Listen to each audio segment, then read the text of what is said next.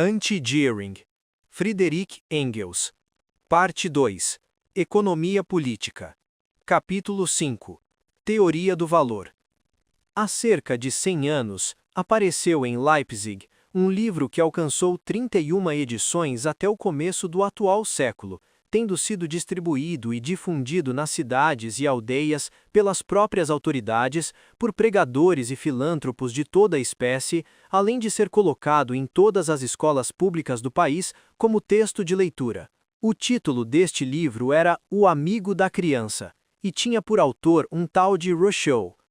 A sua finalidade era doutrinar aos jovens filhos dos camponeses e dos artesãos a respeito de sua missão na vida e de seus deveres para com seus superiores hierárquicos na sociedade e no Estado, infundindo-lhes contentamento com a sorte benfazeja que o céu lhes tinha reservado na terra e, ao mesmo tempo, com o pão negro e as batatas, as tributações feudais e os magros salários, as surras recebidas de seu pai e outras coisas não menos agradáveis, tudo divulgado por meio de raciocínios que eram muito comuns naquela época. Fazia-se ver aos meninos da cidade e da aldeia quanto era sábia a organização da natureza que fazia com que o homem tivesse de correr ao trabalho para adquirir os meios de sustento e para assim poder desfrutar da vida, e quanto se deviam sentir ditosos o camponês e o artesão, pois que o céu lhes permitia temperar a sua comida com o duro trabalho em lugar de estar padecendo do estômago, do fígado ou de indigestões como o rico glutão que sente repugnância até ao engolir os bocados mais apetitosos. Os mesmos lugares comuns que o velho Rousseau julgava excelentes em seu tempo para os pequenos camponeses da Saxônia são os que o Sr. Gearing nos oferece nas páginas 14 e seguintes de seu curso, como sendo o absolutamente fundamental na novíssima economia política. As necessidades humanas, como tais, se governam por leis naturais, e no que se refere ao seu aumento, elas se fecham dentro de certos limites que podem apenas ser contrariados durante algum tempo pela desobediência à natureza, mas que, finalmente, trazem asco, cansaço da vida, abatimento, atrofia social e, por fim, uma salvadora destruição. Um jogo feito de puros prazeres, sem finalidade útil nenhuma, conduziria depressa ao embotamento, ou melhor, ao desgaste de toda a sensibilidade. O trabalho real, sob qualquer forma, é, pois, a lei social da natureza dos homens sadios. Se não existisse um contrapeso para os instintos e as necessidades, eles nos dariam apenas uma existência infantil, mas nunca, de modo algum, um desenvolvimento historicamente progressivo. Satisfeitos, sem nenhum esforço, eles se esgotariam depressa, deixando somente como resto uma existência desolada, que se representaria por uma série de interregnos enfermiços que fluiriam depois e cada repetição dos prazeres. O fato da satisfação dos instintos e das paixões depender da superação de um obstáculo econômico constitui, pois, uma lei saudável sob todos os aspectos, e que é fundamental para a natureza externa, para o seu modo de se organizar e para a estrutura interna do homem, etc., etc. Como se está vendo, as mais banais vulgaridades do livro de Rousseau podem celebrar no Sr. Gearing o seu jubileu de 100 anos, porque se renovaram, convertidas além disso na mais profunda fundamentação do único sistema socialitário verdadeiramente crítico e científico que jamais existiu. Após ter assentado os alicerces conforme ficou exposto acima, pôde o Sr. Gearing prosseguir na sua construção, de acordo com o método matemático, ligando-se ao precedente do velho Euclides, começa ele por nos oferecer uma série de definições. É um processo muito cômodo, tanto mais que as definições são construídas de tal modo que nelas entra pelo menos uma parte daquilo que se trata de provar e definir. Por esse processo, seremos informados logo no início do estudo que a riqueza, tal como vem sendo entendida efetivamente até os nossos dias na história universal e tal como se desenvolveu seu império, pode ser definida como o poder econômico sobre homens e coisas. Essa é uma afirmação duplamente falsa. Em primeiro lugar, a riqueza das antigas tribos e comunas rurais não era nem longínquamente um poder sobre homens, e em segundo lugar, tampouco a riqueza se refere predominantemente nas sociedades que se desenvolvem sobre os antagonismos de classe, sobre o avassalamento de homens, mas, ao contrário, este domínio sobre homens, quando existe, existe e se desenvolve por meio de relações de poder sobre coisas. Desde o remoto instante em que o aprisionamento e a exploração de escravos se tornaram dois negócios distintos, os exploradores do trabalho dos escravos souberam comprar escravos, adquirindo desse modo o poder sobre o homem por meio do poder sobre as coisas, isto é, sobre o preço do escravo e sobre os seus meios de vida e instrumentos de trabalho. Durante toda a Idade Média, a grande propriedade da terra é a condição pré-existente, graças à qual a nobreza feudal arregenta colonos e vassalos, sujeitos todos à tributação. E, atualmente, até uma criança de 6 anos sabe que a riqueza, afirmando seu poderio sobre os homens, consegue este objetivo pura e exclusivamente por meio das coisas de que dispõe. Que obriga o Sr. Düring à construção dessa falsa definição de riqueza, deixando de lado a relação efetiva que se vem impondo, até hoje, em todas as sociedades de classe. Fez isto simplesmente com a intenção de arrastar a riqueza do terreno econômico para o terreno moral. O poder do homem sobre as coisas é uma instituição muito boa, mas o seu domínio sobre os outros homens é abominável. E como o Sr. Düring foi absolutamente incapaz, por si mesmo, de explicar a dominação dos homens como derivada da dominação das coisas, resolveu explicar esse fenômeno por um novo e audacioso salto, pura e simplesmente como sendo um fruto de sua amada violência. E assim, chegamos à conclusão de que a riqueza, como poder subjugador de homens, passa a ser a rapina, e nos encontramos, desse modo, com uma nova edição, nada melhorada, da antiquíssima fórmula prudoniana: a propriedade é um roubo. Felizmente, acabamos de passar em revista a riqueza dos dois pontos de vista essenciais da produção e da distribuição. Em primeiro lugar, a riqueza concebida como um poder sobre as coisas, a chamada riqueza de produção, lado bom. E em segundo, a riqueza concebida como um poder sobre os homens, ou seja, a que tem sido chamada de riqueza de distribuição, lado mau, expulsemo-la.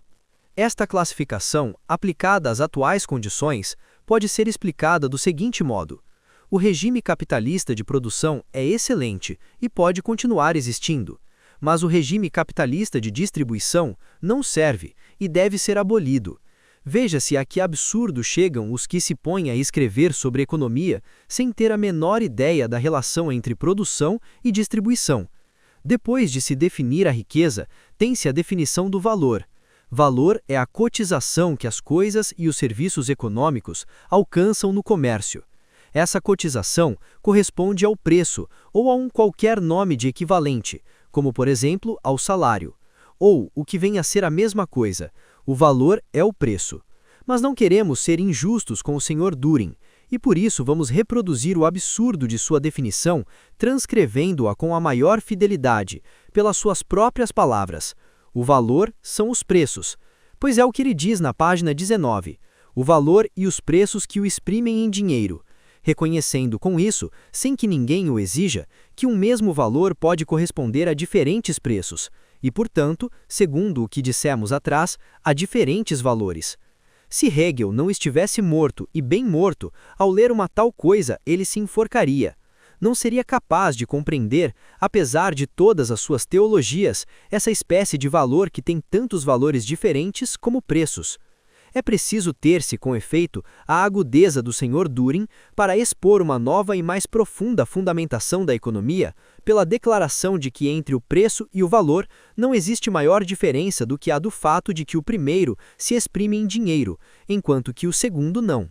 Continuamos, porém, sem saber o que é valor, e a nossa ignorância é ainda maior a respeito dos fatores que o determinam. O Sr. Düring vê-se obrigado, pois, a desenvolver novas explicações. Em termos muito gerais, a lei fundamental da comparação e da avaliação na qual se baseiam o valor e os preços que o exprimem em dinheiro reside primeiramente na esfera da pura produção, deixando de lado a distribuição, que se limita a introduzir no conceito de valor um segundo elemento. Os obstáculos mais ou menos grandes que a diversidade de relações naturais obriga às aspirações tendentes à aquisição dos objetos, obrigando-as a um desgaste maior ou menor de força econômica, determinam também o valor maior ou menor, e este é calculado tendo-se em vista a resistência à aquisição que opõe as naturezas e as circunstâncias. À proporção em que depositamos neles, nos objetos, a nossa força é a causa decisiva e imediata da existência do valor em geral, e, em particular, a causa de sua grandeza. Se estas palavras têm algum sentido, só pode ser o de que o valor de um produto do trabalho se determina pela quantidade de trabalho necessário para sua elaboração, coisa que já sabíamos há muito tempo, sem necessidade de que o Sr. Düring nos viesse a dizer. O que acontece é que o Sr. Düring, incapaz de expor os fatos pura e simplesmente, vê-se forçado a revesti-los com sua roupagem oracular. É totalmente falso que à proporção em que o homem deposita sua força em um objeto, conservamos a grandiloquente expressão, seja a causa decisiva e imediata do valor e de sua grandeza. Em primeiro lugar, é preciso saber em que objetos a força se concentra, e em segundo lugar, como é que esta se concentra. Se um homem cria um objeto que não tem valor de uso para os outros homens, por muita força que concentre nele, não produzirá nenhum átomo de valor. E por mais que se esforce em produzir um objeto que uma máquina produz 20 vezes mais barato, 19/20 da força por ele gasta não terá nenhum valor, e portanto, nenhuma quantidade especial de valor. Além disso, procurar converter o trabalho produtivo, criador de produtos positivos, em simples superação negativa de resistências, é querer inverter completamente os conceitos. De acordo com essa ideia, para chegar a produzir uma camisa, teríamos que fazer o seguinte: em primeiro lugar, vencer a resistência da semente da planta do algodão que se opõe a ser semeada e crescer. Em seguida, a resistência do algodão maduro contra a colheita, contra o enfardamento e expedição. Depois, a resistência do produto enfardado a ser desamarrado, beneficiado e fiado. Mais tarde, a resistência do fio a ser tecido, a do tecido a ser clareado e costurado. E, finalmente, a resistência da camisa já confeccionada a ser vestida. Para que todas essas invenções e complicações pueris? Simplesmente para chegar, por meio da resistência, do valor de produção, do verdadeiro valor, que até agora não tem sido senão um valor puramente ideal, mas que é o único que regula os fatos na história, ao valor da distribuição, falseado pela violência? Além da resistência que a natureza já opõe, há um outro obstáculo, puramente social. Entre o homem e a natureza se levanta um poder entorpecedor que é, novamente, o homem. O homem, concebido individual e isoladamente, é livre frente à natureza. Mas a situação se modifica desde que pensemos num segundo homem que, com a espada na mão, barra o acesso à natureza e aos seus tesouros, exigindo um preço, sob uma ou outra forma, para deixar livre o caminho. É como se esse segundo homem impusesse um tributo ao primeiro, sendo esta a razão por que o valor dos objetos que se deseja seja superior ao que teria sido se este obstáculo político e social não se levantasse, coibindo a aquisição ou a produção. As modalidades especiais desta cotização artificialmente aumentada dos objetos, que levam naturalmente consigo uma baixa proporcional no que se refere à cotização do trabalho, são variadíssimas. Assim, portanto, é uma ilusão querer ver no valor, desde o primeiro instante, um equivalente, no sentido restrito da palavra, isto é, uma igualdade de valor, ou uma relação de troca ajustada ao princípio da igualdade da prestação e da contraprestação de serviços.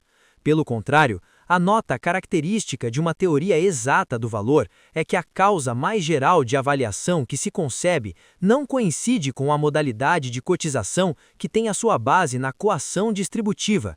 Esta cotização varia quando varia a organização social, enquanto que o verdadeiro valor econômico somente pode ser um valor de produção mensurado em relação à natureza e, portanto, pode variar só com os simples obstáculos da produção, sejam de caráter natural ou técnico. Isto quer dizer que, no modo de ver do Sr. Düring, o valor de uma coisa que vigora na prática consta de duas partes. A primeira é o trabalho que esta coisa encerra, e a segunda é a sobrecarga tributária que lhe é imposta pela força do homem da espada na mão. Ou, por outras palavras, o valor que está em vigor na atualidade é um preço de monopólio. Pois bem, se de acordo com essa teoria, todas as mercadorias circulam sob um preço de monopólio, teremos apenas duas hipóteses. Uma é a de que todo o comprador voltaria a perder como comprador, tudo o que ganhasse como vendedor, e neste caso, os preços se teriam modificado apenas nominalmente, pois na realidade se manteriam invariáveis, na mútua proporção, e tudo continuaria a ser como anteriormente, desaparecendo como uma mera aparência o valor de distribuição. A outra hipótese é de que a pretendida sobrecarga tributária representa em realidade uma soma de valor, a saber, a soma de valor que a classe trabalhadora criadora de valores produz e da qual a classe monopolizadora se apropria, caso em que esta soma de valor é formada simplesmente pelo trabalho não retribuído. Mas por este caminho chegaremos necessariamente, apesar do homem de espada na mão, apesar de todos os encargos tributários e do tão falado valor de distribuição, ao ponto a que Marx já havia chegado, à teoria da mais-valia. Entretanto, paremos um pouco para examinar alguns exemplos do famosíssimo valor de distribuição. Nas páginas 125 e seguintes, afirma-nos o Sr. Dühring: a modelação do preço pela concorrência individual deve ser considerada também como uma forma de distribuição econômica e de mútua imposição de tributos. Se partirmos da suposição de que as existências de uma qualquer mercadoria necessária diminuem subitamente de modo considerável, o vendedor ficará de repente com um poder de exploração desproporcional, e essas situações anormais em que se impede por muito tempo a afluência de artigos necessários, patenteiam com evidência as gigantescas proporções que este poder pôde atingir, etc. Além disso, afirma-nos o Sr. Dühring que no curso normal das coisas existem também monopólios efetivos que permitem fazer subir arbitrariamente os preços, como acontece, por exemplo, com as estradas de ferro, com as companhias urbanas de distribuição de água, gás de iluminação, etc. Não é coisa nova a existência de casos de exploração monopolista. O que é fato novo é a afirmação de que os preços engendrados pelo monopólio não constituem exceções de casos específicos, mas que são, pelo contrário, um exemplo clássico do atual regime de fixação de valores. Como se determinam os preços dos gêneros alimentícios? O Sr. Dühring nos responde: ide a uma cidade sitiada, onde estejam secas as fontes do mercado, e ficareis sabendo. Como atua a concorrência na fixação dos preços no mercado? Resposta: perguntem aos monopólios e terão a explicação. Por muito que olhemos, não conseguimos descobrir nesses monopólios onde está o famoso homem que mantém a vigilância junto a eles com a espada na mão. Longe disso, nas cidades sitiadas, o homem com a espada na mão, comandante da praça, se está cumprindo com o seu dever, o que faz é dar um fim ao monopólio ao mesmo tempo em que requisita os estoques acumulados para distribuir equitativamente os gêneros. Sempre que os homens da espada pretenderam fabricar um valor de distribuição, não conseguiram senão desastres e perdas de dinheiro. Pelo seu monopólio do comércio das Índias Orientais, não conseguiram os holandeses outra coisa mais que a ruína de seu monopólio e de seu comércio. Os dois governos mais fortes que já existiram no mundo, o governo revolucionário norte-americano e a Convenção Nacional, tiveram pretensão de fixar os preços máximos e fracassaram lamentavelmente. Há muitos anos, o governo russo vem trabalhando por fazer elevar, em Londres, a força de comprar naquele mercado letras de câmbio sobre a Rússia, a cotação do papel moeda russo, que em seu próprio país está baixando, ininterruptamente, deprimida pelas contínuas emissões de bilhetes de banco de curso forçado. Em poucos anos, essa farsa custou ao erário russo cerca de 60 milhões de rublos, e atualmente, o rublo, que devia valer normalmente mais de 3 marcos, está valendo menos de 2. Se a espada tem esse poder mágico que lhe atribui o Sr. Dühring, por que então, até hoje, nenhum governo foi capaz de infundir em larga escala ao dinheiro mau o valor de distribuição do dinheiro bom, ou ao papel moeda o valor do ouro? E além disso, onde é que está a espada que governa o mercado mundial?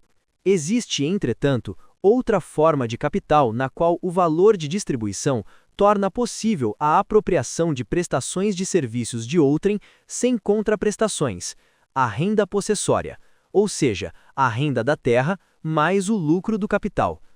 Limitar-nos-emos, por enquanto, a consignar essas definições, para poder acrescentar a seguir que elas são tudo o que nos dizem sobre o famoso valor de distribuição. Tudo? Não, tudo não. Ouçamos o seguinte. A despeito do segundo ponto de vista que se manifesta no reconhecimento da existência de um valor de produção e de um valor de distribuição, ficará sempre de pé alguma coisa de comum, aquele objeto básico do qual se formam todos os valores e pelo qual, portanto, podem todos ser medidos. A medida imediata e natural para todos é o desgaste de forças, e a unidade de medida mais simples é a força humana, no sentido mais cru da palavra. Esta medida se reduz, em última instância, ao tempo de existência humana, cuja própria conservação implica, por sua vez, na superação de uma determinada soma de dificuldades de alimentação e de vida. O valor de distribuição ou de apropriação existe somente, pura e exclusivamente, ali onde pode dispor sobre coisas não produzidas, ou, usando a linguagem vulgar, ali onde estas mesmas coisas se trocam por objetos ou serviços que representam verdadeiro valor de produção. O traço comum entre todas as expressões do valor, e que, portanto, se evidencia e aparece representado nas partes integrantes do valor, apropriadas pela contraprestação, consiste no desgaste de força humana que aparece, encarnado em toda a mercadoria. Que devemos dizer a respeito disto? Se todos os valores das mercadorias são medidos pelo desgaste de força humana que as mercadorias representam, que foi feito do famoso valor de distribuição, da elevação dos preços, da imposição dos tributos? É verdade que o Sr. Düring nos afirma que também as coisas não produzidas, incapazes, portanto, de conter um verdadeiro valor, adquirem um valor de distribuição, podendo, pois, ser trocadas por objetos produzidos nos quais existe um valor. Mas, ao mesmo tempo, afirma que todos os valores, inclusive os valores pura e simplesmente de distribuição, consistem em um desgaste de força que eles representam. Francamente, não compreendemos, por infelicidade, que desgaste de força pode representar uma coisa não produzida. De toda essa confusão de valores, o que nos parece claro é que esse pretendido valor de distribuição, essa elevação de preços imposta sobre as mercadorias por meio da posição social, essa tributação imposta pela espada, tudo isso não tem existência alguma. Que representam os valores das mercadorias, determinados exclusivamente pelo desgaste da força humana, chamada popularmente trabalho. O Sr. Düring, levando de lado a renda da terra, além de uns tantos preços isolados de monopólio, nos diz então, embora muito mais desconexa e confusamente, a mesma coisa que já afirmara há muito tempo, com muito mais precisão e clareza, a detestada teoria de Ricardo e de Marx.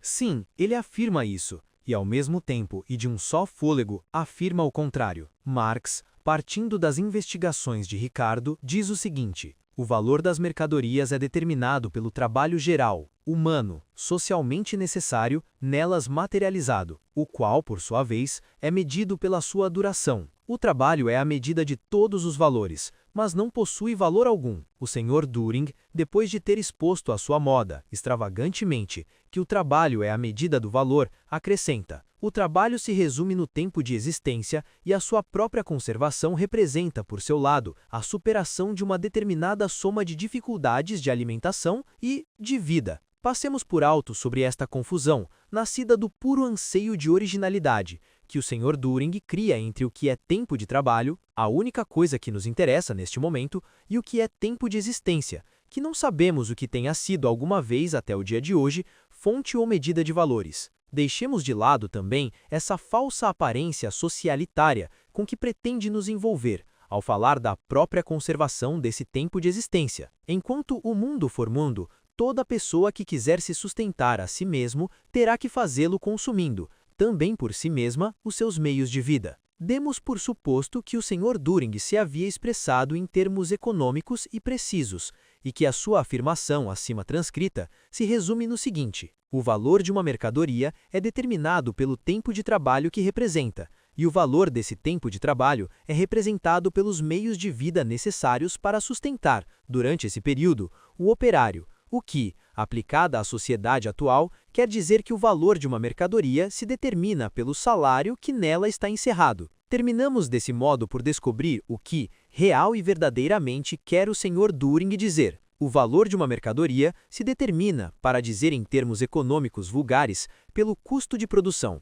Carey, opondo-se a esta explicação, fazia ressaltar a verdade quando afirmava que não era o custo de produção, mas o custo de reprodução que determinava o valor. História crítica. Página 401. Veremos mais adiante se este custo de produção ou reprodução tem alguma razão de ser. Por enquanto, basta que saibamos que ele se encontra formado, como é claro, por duas parcelas, o salário e o lucro do capital. O salário representa o desgaste de força materializado na mercadoria, ou seja, o valor de produção. O lucro representa o tributo ou o aumento de preço imposto à mercadoria pelo capitalista, amparado pelo seu monopólio, pela espada que tem na mão, ou seja, o valor de distribuição. E todo o emaranhado da teoria düringiana do valor, prenhe de contradições, acaba por se resolver finalmente na mais bela e harmoniosa limpidez. A determinação do valor das mercadorias pelo salário, que ainda frequentemente se confunde em Adam Smith com a determinação do valor pelo tempo de trabalho, já foi abolida, a partir de Ricardo, do terreno da economia científica, encontrando atualmente divulgação apenas na economia vulgar. Com efeito, só os mais vulgares demagogos da ordem social vigente do capitalismo é que pregam a determinação do valor pelo salário, ao mesmo tempo em que pretendem apresentar o lucro do capitalista como uma espécie de salário de abstinência, que o capitalista reserva para si, por não ter desperdiçado seu capital em prazeres, como um prêmio dos riscos que o capital sempre corre, como uma remuneração de seus serviços à frente do negócio, etc. O Sr. Düring distingue-se apenas desses cavalheiros pelo fato de declarar que o lucro é um ato de rapina. Por outros termos, constrói o Sr. Düring diretamente o seu socialismo com base nos ensinamentos da mais descreditada economia vulgar. Formam um todo os dois sistemas, a economia vulgar e o socialismo de Düring. Ao desaparecer um, desaparece o outro necessariamente.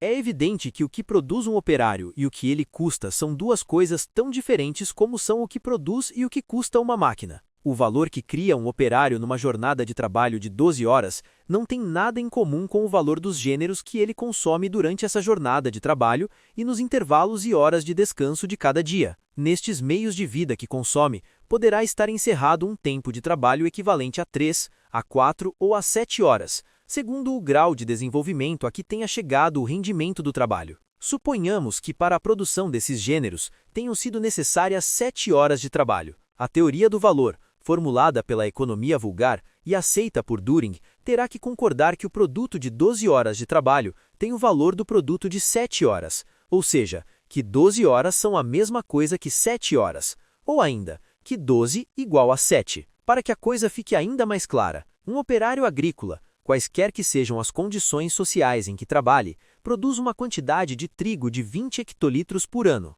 Durante esse tempo, consome uma quantidade de valores que se exprime em uma quantidade de trigo de 15 hectolitros. De acordo com essa teoria, os 20 hectolitros terão o mesmo valor dos 15, e isso num mesmo mercado e sob condições que não variaram em nada. Isso equivale a dizer, em outros termos, que 20 equivalem a 15, e chamam a uma tal coisa economia política? Todos os progressos da sociedade humana, a partir do momento em que se ergue do estágio da barbárie animal primitiva, tem o seu começo no dia em que o trabalho da família criou mais produtos que os necessários para o seu sustento.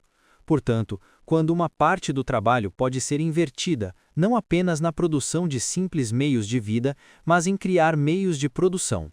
A formação de um excedente do produto do trabalho, depois de ter sido coberto o gasto de subsistência do próprio trabalho, ao mesmo tempo em que a formação e o desenvolvimento por meio deste excedente, de um fundo social de produção e de reserva era, desde o princípio e continua sendo hoje, a base de todo o progresso social, político e intelectual. Esse fundo vem sendo, historicamente, o patrimônio de uma classe privilegiada que, pela sua posse, tem também nas mãos a hegemonia política e a direção espiritual. A revolução social que se aproxima converterá, pela primeira vez, este fundo coletivo de produção e de reserva, isto é, a massa global de matérias-primas, instrumentos de produção e meios de vida, num verdadeiro fundo social, arrancando-o das mãos dessa classe privilegiada que atualmente dele dispõe e colocando-o como patrimônio coletivo a serviço de toda a sociedade. Só pode ser aceita uma de duas soluções.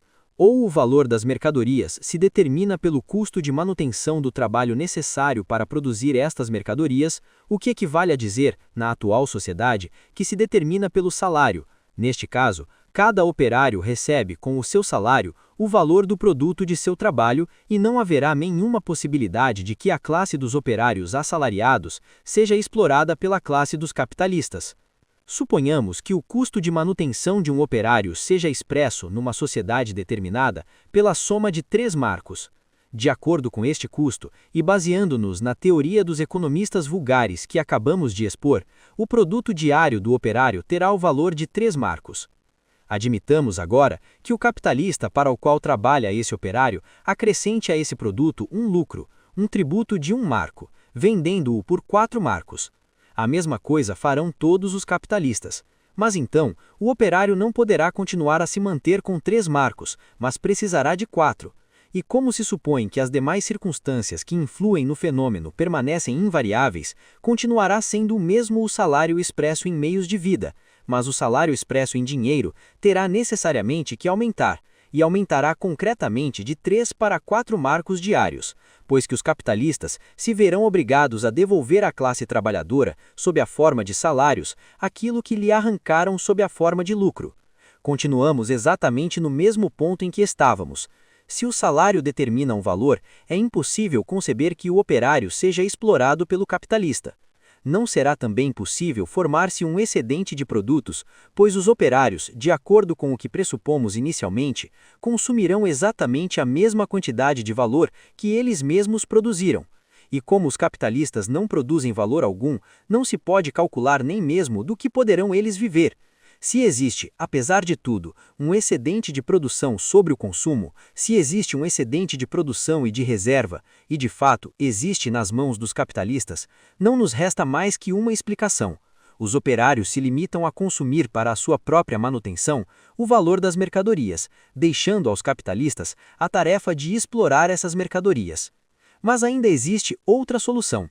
Se este fundo de produção e de reserva efetivamente existe nas mãos da classe capitalista, e se ele formou, como se observa na realidade, mediante a acumulação de lucros, deixando por um momento a renda do solo, estará forçosamente integrado pelo excedente do produto do trabalho da classe operária, acumulada por esta e entregue à classe capitalista, pelo excedente que resta depois de ter sido coberta a soma paga como salário pela classe capitalista à classe trabalhadora. Mas então, o valor não será determinado precisamente pelo salário, mas pela quantidade de trabalho. Assim, a classe operária entregará à classe capitalista, como produto de seu trabalho, uma quantidade maior de valor do que a parte que recebe dela sob a forma de salário.